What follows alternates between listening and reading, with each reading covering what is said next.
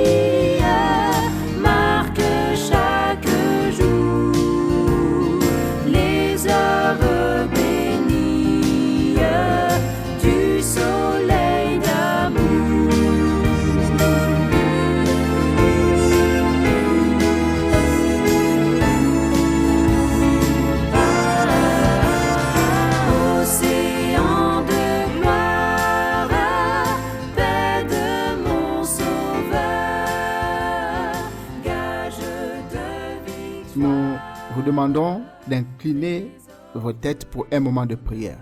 Prions le Seigneur. Éternel, notre Dieu et notre Père, nous te rendons grâce, te disons merci, parce que tu as été avec nous pendant toute la journée. Tu as béni nos différentes activités, tu as pourvu à nos besoins, tu nous as protégés du mal et du danger qui nous guettait, et tu as permis que ce soir nous restions en vie et en bonne santé.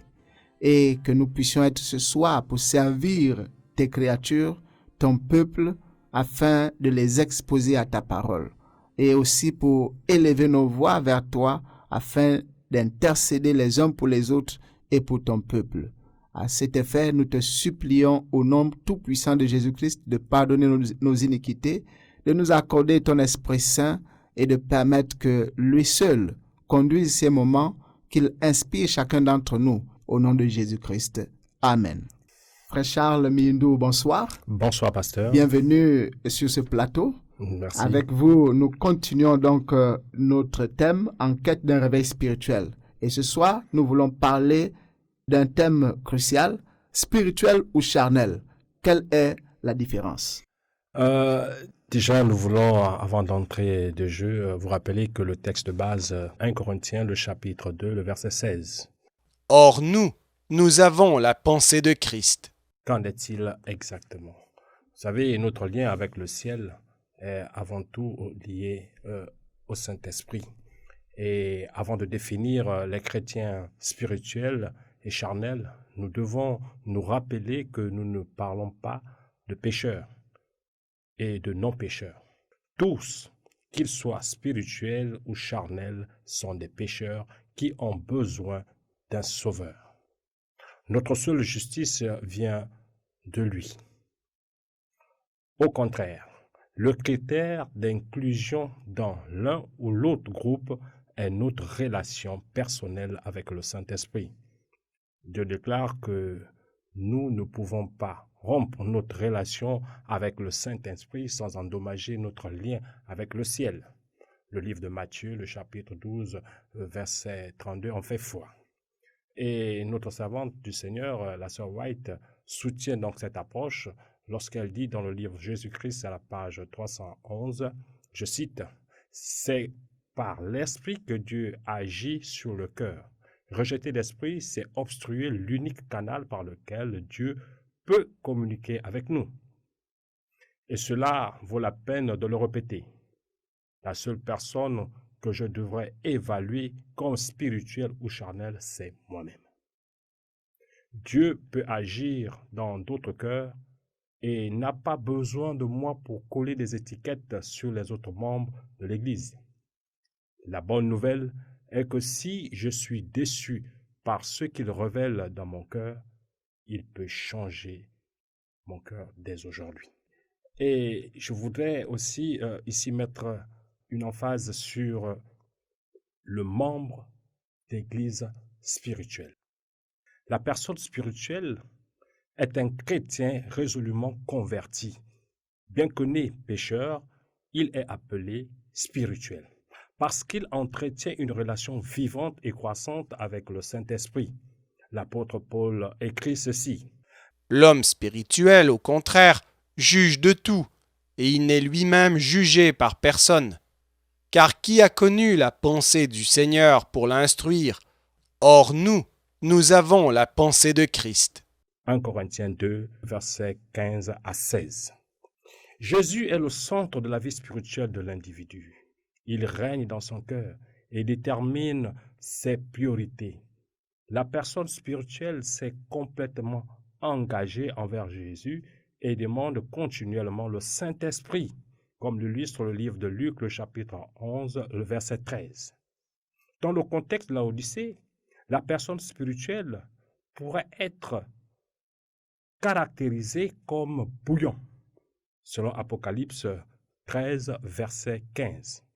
Dans la parabole des 10 vierges, elle pourrait être identifiée aux sages, selon Matthieu 25, versets 2 à 4. Celui qui est spirituel fait l'expérience de la vie plus abondante et est rempli de toute la plénitude de Dieu. Il se réjouit d'avoir été sauvé par la foi. Bien que la personne spirituelle soit confrontée à diverses et plusieurs tentations, elle fixe ses yeux sur Jésus. Alors, qu'en est-il d'une personne charnelle? Une personne charnelle peut avoir une relation fictive ou morcelée avec Dieu. Elle peut être discrètement indifférente au Saint-Esprit ou même ouvertement rebelle. Voici ce qu'en dit l'apôtre Paul. Pour moi, frères, ce n'est pas comme à des hommes spirituels que j'ai pu vous parler, mais comme à des hommes charnels, comme à des enfants en Christ. Je vous ai donné du lait, non de la nourriture solide, car vous ne pouviez pas la supporter, et vous ne le pouvez pas même à présent, parce que vous êtes encore charnels. En effet, puisqu'il y a parmi vous de la jalousie et des disputes, n'êtes-vous pas charnels et ne marchez-vous pas selon l'homme? Cette référence est dans le livre de 1 Corinthiens, le chapitre 3, le verset 1 à 4. Nous concluons ici que le facteur déterminant doit être notre relation avec le Saint-Esprit. Le terme charnel décrit une personne qui raisonne, fonctionne et agit selon la chair, c'est-à-dire par la force humaine normale, et non par le Saint-Esprit. Et de surcroît, plus tragique, il n'a pas choisi de recevoir la vie éternelle selon Romains 8, verset 9. Paul s'est adressé au peuple charnel en tant que frère, ce qui montre qu'ils étaient membres d'Église. Il ne pouvait pas les appeler spirituels parce qu'ils n'étaient pas suffisamment remplis de Saint-Esprit. Ils n'avaient pas encore grandi dans la foi comme ils auraient dû le faire. Il est possible d'être membre d'Église pendant de nombreuses années et d'être encore un chrétien charnel.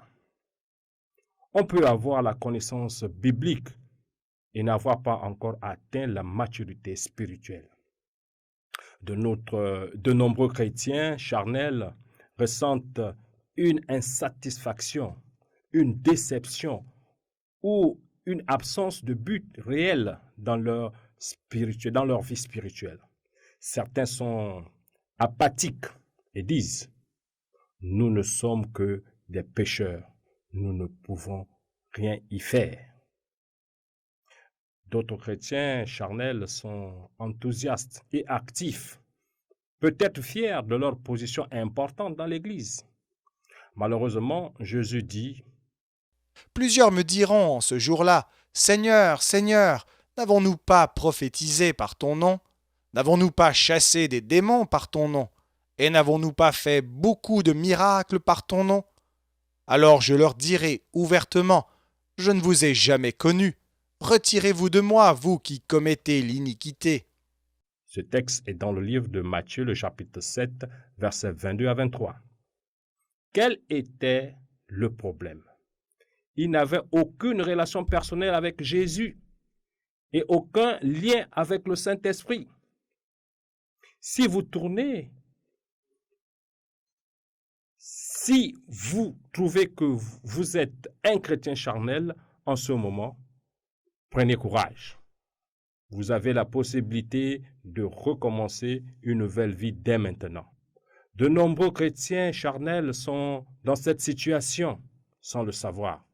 Et vous priez peut-être déjà pour une expérience de foi plus profonde. Jésus désire que votre joie soit parfaite selon Jean 15, verset 11. Et il vous invite à vous reposer dans la solide espérance de la vie éternelle. Que le Seigneur vous bénisse alors et qu'il vous accorde cette grâce de pouvoir être des chrétiens spirituels. Merci beaucoup, frère Charles, pour cette présentation. Spirituelle ou charnelle, quelle est la différence? Avec le Saint-Esprit, tout est possible. Souvenons-nous, Zacharie, chapitre 4, verset 6. « Ce n'est ni par la puissance, ni par la force, mais par mon esprit, dit l'Éternel des armées. »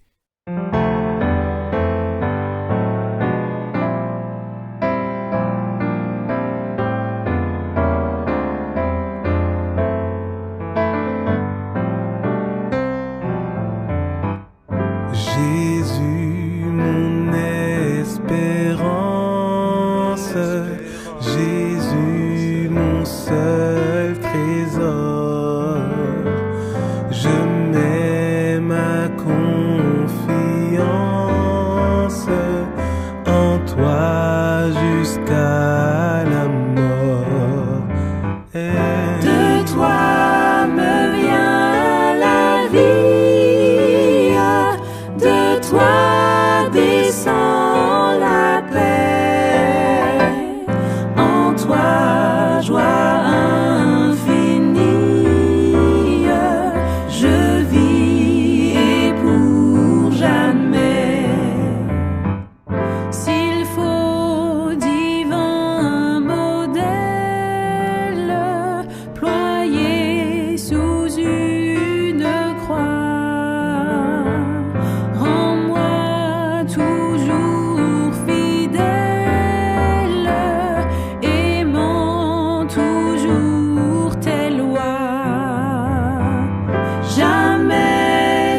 me commande ce qui serait trop lourd.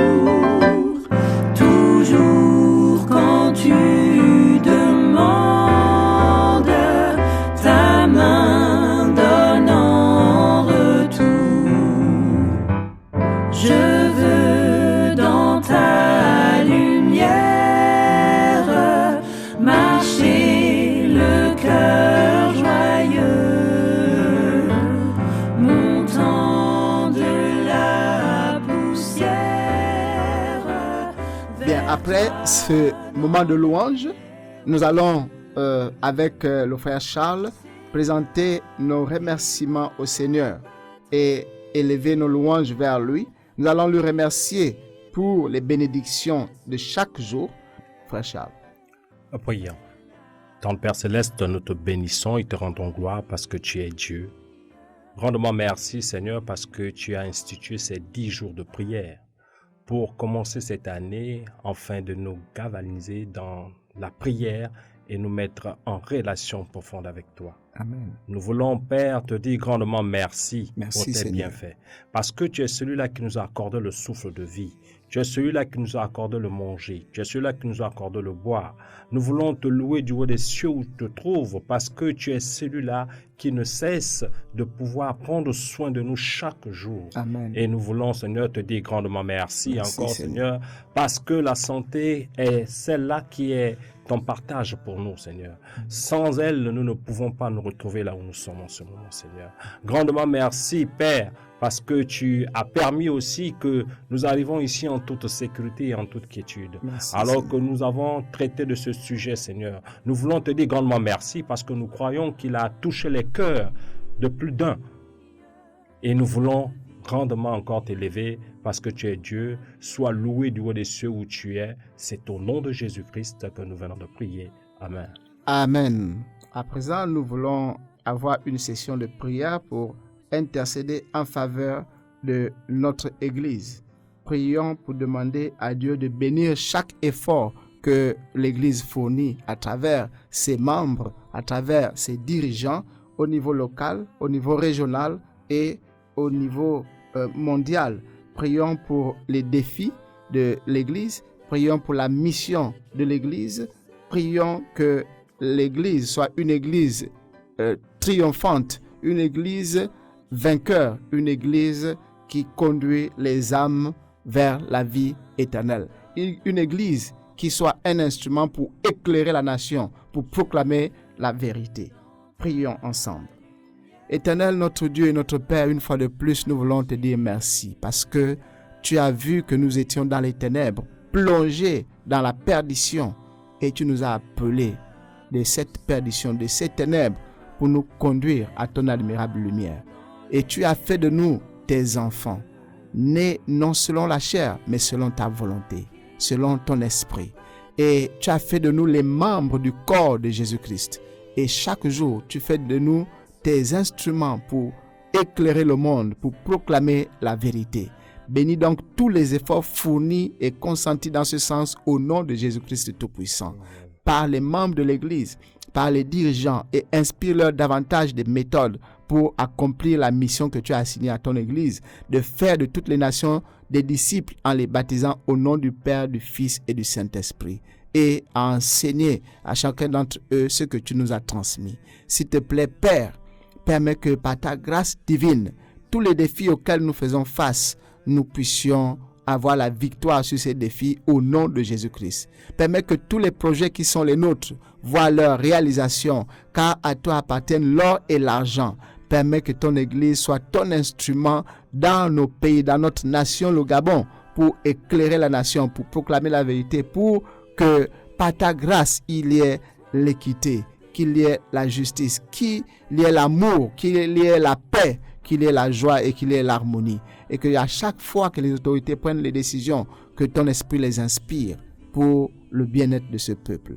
Merci de faire de ton Église ton instrument au nom du Seigneur Jésus-Christ. Amen. Cette fois-ci, nous allons demander au frère Charles de prier en faveur de nos différentes requêtes personnels. Et pendant ce temps, vous allez prier aussi à domicile pour vos besoins personnels, pour les besoins des membres de vos familles, les besoins des membres de l'Église, les besoins de nos voisins autour de nous, que le Seigneur puisse intervenir afin de combler ces besoins, afin de pourvoir à ces besoins, afin de leur accorder sa protection divine, afin de les arracher des pièges de l'ennemi et de les amener comme nous à son admirable lumière. Prions avec le frère Charles. Éternel Dieu, nous venons à toi encore ce soir, Seigneur, te présenter tes enfants à travers le monde. Nous voulons te présenter tous ces membres d'Église qui ont des difficultés que toi seul connais et que toi seul as la solution. Nous voulons donc que tu puisses, au nom de ton Fils Jésus-Christ, venir ici, les bénir d'une façon spéciale, afin que leurs besoins, qui vont dans le sens de te louer, Seigneur, puissent trouver une solution. Amen. Nous voulons, Seigneur, donc te présenter tous ces membres qui sont au chômage pour certains, qui sont en quête d'un emploi, Seigneur. Toi qui es le Dieu qui a institué le travail, Seigneur, puisses-tu ouvrir les portes du travail à ses membres. Au nom de Nous Jésus-Christ. voulons aussi, Seigneur, te supplier pour ceux-là, Seigneur, qui ont des difficultés, Seigneur, dans leur vie, difficultés sur le plan social. Seigneur, que tu puisses étendre ta main, Seigneur, afin que, Seigneur, ils puissent trouver la paix du cœur, qu'ils puissent trouver, Seigneur, ce réconfort qui n'est qu'en toi, Seigneur. Amen. Nous voulons te présenter, Seigneur, tes enfants, certainement qui sont malades, qui ont besoin de santé, Seigneur. Toi qui es le Dieu El Rapha, le Dieu qui accorde la santé, Seigneur. Viens ici souffler un vent de santé à ceux-là qui sont malades au nom de Jésus-Christ. Amen. Seigneur, pour ceux-là qui sont dans des situations plus que complexes, où ils n'ont plus d'espoir, Seigneur. Toi, tu dis que tu es le Dieu de paix.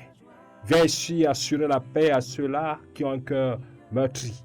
Que tu puisses leur accorder la paix pour qu'ils soient vivants, pour qu'ils soient réellement déchargés de cette lourdeur. Permets que, Seigneur, chacun puisse trouver, selon ta propre convenance, ce qu'il le faut, et que chacun puisse être à l'aise et s'autosuffire avec ce que tu lui donnes. Amen. Nous voulons aussi, Seigneur, te présenter nos différentes familles, Seigneur, où parfois les querelles sont fréquentes, où parfois les divisions sont fréquentes, Seigneur. Alors que tu es le Dieu de l'unité, Seigneur, tel que tu es avec le Père, le Fils et le Saint-Esprit. Viens ici souffler cette union dans chacune de nos familles au nom de Jésus-Christ, Amen. Seigneur. Viens faire disparaître tout ce qui ne te glorifie pas, Seigneur, dans nos différentes familles. Nous voulons aussi, Seigneur, que tu aies un regard particulier, Seigneur, sur ceux-là qui sont nos voisins. Parce que nombreux d'entre eux ont aussi le besoin de te connaître. Malheureusement, les possibilités ne se présentent pas à leur face, Seigneur. Nous voulons maintenant, Seigneur, que tu puisses permettre à ceux que, Seigneur, le moyen le plus sûr de te connaître puisse être ouvert dans leur cœur, afin qu'ils puissent découvrir qui tu es véritablement, Seigneur. Amen. Visite nos voisins, visite-les, Seigneur, et permets qu'ils puissent connaître véritablement qui tu es, Seigneur. Alors, utilise tes instruments que tu as déjà choisi pour qu'ils aillent vers ces personnes, Seigneur, pour qu'ils reçoivent aussi, Seigneur, de ta part ce que tu as prévu pour eux. Oh Seigneur, tu es le Dieu juste et bon pour tous ceux-là qui te glorifient. Tu es le Dieu juste et bon pour tous ceux-là qui s'accordent à toi, Seigneur. Tu es le Dieu juste et bon pour tous ceux-là qui s'accrochent à toi, quelles que soient les difficultés, Seigneur. Malgré toutes les difficultés par lesquelles nous pouvons passer, Seigneur, nous pensons que tu es toujours présent avec nous, Seigneur. C'est pour cela, Seigneur, que nous te présentons toutes ces requêtes, afin que toi seul, Seigneur, qui as la solution au problème, puisse nous accorder donc cette solution. Sois exalté du haut des cieux où je te trouve.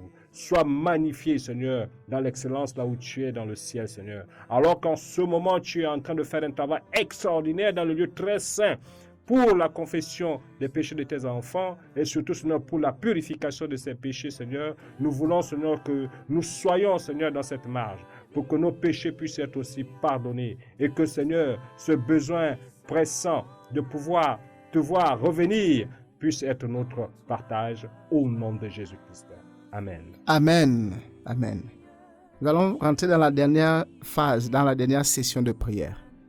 invoquons le Seigneur pour qu'il nous donne de pouvoir prendre du temps pour l'écouter et pour nous soumettre à lui en répondant par des prières de louange. Et ensuite, pendant que vous y êtes, présentez vos 7 personnes et intercédez pour elles. Prions ensemble. Éternel, notre Dieu, notre Père, nous te remercions parce que tu nous parles chaque jour. Nous prions, apprends-nous à t'écouter, à chercher ta volonté dans ta parole et à nous soumettre à ta volonté seule au nom de Jésus-Christ Tout-Puissant. Nous te prions, ô Dieu des cieux, pour nos frères, pour nos sœurs, pour nos camarades, pour nos collègues de travail, nos collègues de classe, pour nos voisins, que nous voulons voir te donner leur vie, afin qu'ils aient une vie renouvelée en Jésus-Christ, une vie saine, une vie pure, dénuée de toute drogue, de tout ce qui est mal et de tout ce qui est satanique. Nous te prions, arrache-les des griffes de Satan au nom de Jésus-Christ. Ouvre leurs yeux et enlève les écailles qui s'y trouvent au nom de Jésus-Christ. Montre-leur le véritable chemin et apprends-les à y marcher au nom de Jésus-Christ. Nous te supplions, donne-leur une bonne santé physique et spirituelle. Accorde-leur la réussite et le succès. Éclaire-les de ta vive lumière. Affranchis-les par ta vérité divine. Arrache-les des griffes, Seigneur, de l'ennemi et fais de tes enfants et tes serviteurs.